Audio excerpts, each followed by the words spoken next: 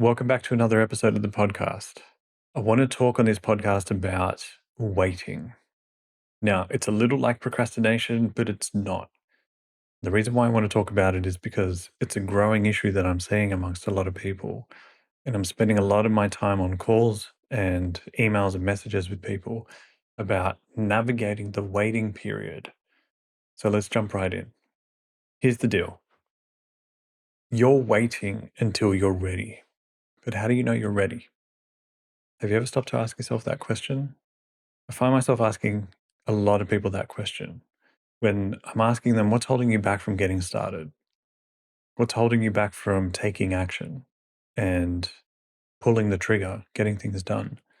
And inevitably, what they say to me is, well, there's reason one, there's reason two, there's reason three. And they come up with a whole list of different reasons or a list of different shopping items that need to be perfect, or I need to have these things in place before I can actually go and pull the trigger or go and get started. What's interesting though is the longer you wait until you're ready, the less likely you are to actually get started. The reason that's important is because nothing will happen unless you start. What's interesting to me as a father to be, as of this episode, as of this recording, my wife is pregnant with our first child. And, I'm thinking about when our child will start crawling and walking. What's fascinating when you look at the development, the physiological development of a child, is that they don't wait until their muscles have developed before they start crawling. They don't wait until their muscles have developed before they start walking. Those muscles develop through the act of crawling. They develop through the act of walking. That's how they strengthen. Most people wait. It's like they hold back thinking, if I wait until the development has occurred, then I can start. The reality is the development occurs once you start, after you've started.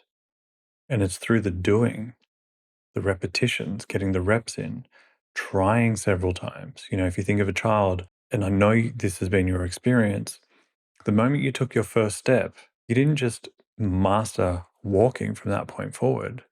Like there was never a point where you fell over again. The reality is you took a few steps and you fell. So you tried again, you took a few more steps and then you fell. And every time you were taking steps, you were mastering the technique of walking. You were developing the muscles that were helping you stabilize. You were helping grow the muscles and the awareness and the balance to keep you upright and be able to turn and be able to start walking backwards if you needed to, or look in different directions while you're walking in other directions. All of these different abilities that you developed happen through the doing. And in my opinion, I think a lot of the challenges that people wrestle with, especially as it comes to creating the outcomes they want in their life, is because there isn't enough emphasis on the doing. The doing is where the mastery takes place. And I see this a lot with coaches as well. As a coach myself, I've been doing this work for a really long time. And I find myself sharing with a lot of people, especially other coaches who are clients, is that I was doing a lot of the work that I have done on myself when nobody knew I existed, when nobody knew who I was. I was sitting alone in my office, head down, doing the mindset work, working through the different perceptions I had, changing the beliefs I had, questioning my understanding of the way things unfold, and also doing a lot of the study and the research that I've done to date. A lot of that has happened because I put my head down and did the work. I didn't just read a few pages of a book and decided I wanted to become a coach. I got in and I dug deep because the mastery of the technique happens in the doing. And that's true for any field. If you look at the top performers or you go and find the people who are the masters of their field, you will find that they have spent an incredible amount of time doing the work. A lot of the chefs that get the attention and the awareness and the praise that we see in the world today, you'll find that they were holed up in a kitchen somewhere for years before anybody knew their name, mastering their technique, developing their understanding of cooking, of ingredients, of the particular style of cuisine that they cook and they prepare for people. You'll find the same for performing artists. You'll find the same for athletes and actors and actresses. You'll see it across the board, even leaders. Spend a lot of time studying different fields and really mastering the technique before they become known, before they become the master that they've been knighted with. So I want to spend a bit of time here emphasizing the importance of the doing, because the doing is what's going to get you the results. Nothing happens unless you go and do something. We can sit here and meditate. We can sit here and imagine. We can sit here and visualize and come up with visions of what we're wanting to create for ourselves. And while that's valuable, that's only one half of the equation. I kind of joke that, and this is something that a mentor of mine, John DeMartini, who is an author in The Secret, we say like the secret of the secret that's not in the secret is you've got to take action too. Because if all it took was visualization and sitting there and thinking about it and visualizing, and the buzzword at the moment is manifesting. But if all you did was sit there and think and manifest and write and journal, nothing's going to happen. And if in reality, if that's all it took, as much as this is a stereotype, every 7-year-old girl would have a pony if that's all it took to just sit there and visualize and imagine and fantasize about what you want. But in reality, that doesn't happen. So I want you to spend a bit of time reflecting back on your experiences and look at all the things that you've created in your life. And what you'll find is that everything you've created and everything that you've appreciated as an outcome or that you've achieved in your life, that's happened as a result of you going and doing something about it, as opposed to just sitting there thinking, I really want this, or telling other people I really want this, hoping that it's just going to fall in your lap.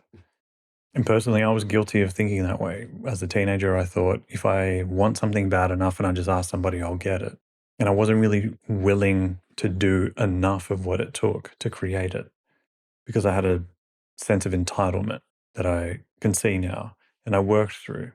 And when I realized that my entitlement wasn't actually giving me anything or providing me anything, and that it was the work that was creating the result, it was creating the outcome or the achievement, I then decided to shift gears and spend a lot of my time doing disproportionate to the amount of time that I was thinking about it. I still spend time thinking about it, visualizing, imagining, and spending the time focusing on the details and getting a clear understanding of the picture of what I'm trying to create, but then I still go and create it. If you think about a painter, they have a image in their mind of what they want to paint. They have a vision in their mind. This is what I'm looking to create for myself. This is the artistic expression that's coming to me. Now they can sit there. If you think of Monet, for example, it could have sat there and just seen the pictures and seen the visuals of the ponds and the reeds. But Monet didn't become Monet without putting a paintbrush to canvas. There had to be the doing. Without the doing, nothing happens. Now, when we hold off, we want to wait to be ready. What that is fear. In a lot of cases, people are holding back because of some kind of fear. Now, I've got a whole episode on procrastination, which is similar to holding off. We procrastinate, we find reasons to not get into it. So make sure you go and check out that episode if you haven't already. But I will touch on it here because we find that when we stop and think about what we're trying to create for ourselves, and we're in this world of imagination, which is what's happening. When you're in the world of imagination, you're thinking about the future. And as you're thinking about the future and what it is that you're wanting to create for yourself, your imagination starts to fill in the blanks. We call that having a fear of the unknown, which is just not true. There is no real fear of the unknown. There is unknowns that you are seeing in the future. And what your mind is doing is filling in the unknowns, filling in the blanks with imagination. And usually, if you have some apprehension about taking action, the blanks that are being filled in, the imagination and all those details, are perceived pains that you're expecting. You're expecting to experience some kind of pain. And so your mind is going, that's going to cause the pain, that's going to cause some pain, that's going to cause some pain. And so you come up with all these reasons of why you're not ready to do it because on some level you're scared of experiencing that pain. So the best thing for you to do is firstly bring some awareness to that. What are you actually waiting for? What is the thing that you're scared will happen if you take action, if you start the doing? And what you'll find is these are fears that are based on some experience you've had from the past. And so you're taking a fear from the past. If you've read my book, you'll know this. I write about this in the chapter on beliefs. but you're taking some fear from the past, some experience from the past, and you're projecting it into the future, expecting the past to repeat itself. Now, reflect on that, because you might find that in reality, that past experience isn't the same as what you're trying to create. And that fear is not necessarily valid or warranted. It's just something that you're buying into the emotion of.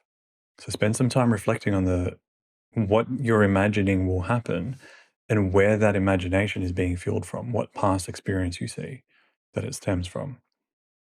Because I assure you, the thing that you're scared of is not actually something to be scared of.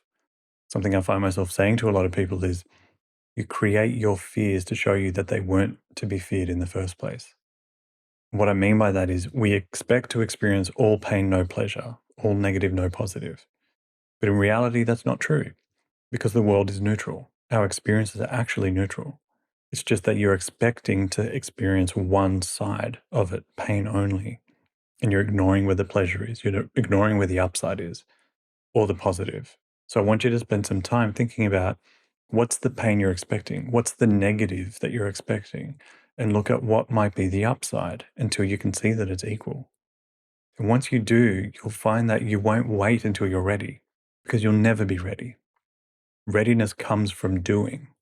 And so what we want to do is try and remove the blocks to the doing.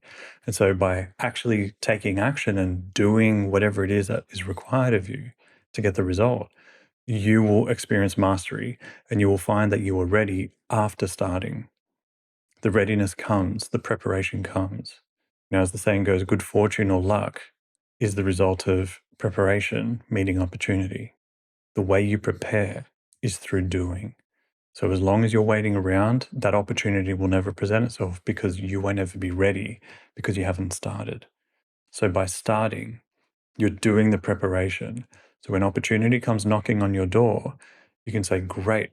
Hey, friend, I've been waiting for you a really long time. I've been doing the work while I wait. This is something that helped me with my business. I did a lot of the preparation years before my business took off, because I knew that if I kept doing the work, when opportunity came knocking, which required some of my effort to go and create the opportunities, but when opportunity eventually did arrive, I felt more than ready, because I had been doing the work. I wasn't waiting for the opportunity to come and kick my door down while I was not ready for it, because then I would have had to turn the opportunity down. So spend time doing the prep, spend time doing the work, and you'll find that the mastery will come as a result of that. And you will find that through the process of mastery, through the doing, you will experience a sense of readiness. And that's when the opportunity kicks your door in and says, let's go. We've got work to do. Here's one opportunity, here's another, here's another. So please spend some time reflecting on why you feel like you're not ready. Spend some time reflecting on what you're procrastinating about and what is the imagined pain or fear that you're expecting to experience. And ask yourself, will you ever be ready? Once you do that, I want you to get up and start walking. Not literally, but metaphorically, like my child will at some point in the future. Get up and start walking before you're ready, because you will develop the muscles to be able to walk by doing the walking. They won't develop any other way. So I hope this episode was helpful. I hope this gets you thinking. I hope this gets you into some action more than the thinking. And please make sure that you've subscribed to wherever you're watching or listening to this podcast. And it's really helpful for you to leave a review, because that helps encourage other people to make sure that they jump in and listen to these episodes if you're finding these valuable. All right, with that, I'm Giorgio Genaus signing off. I'll see you in the next episode.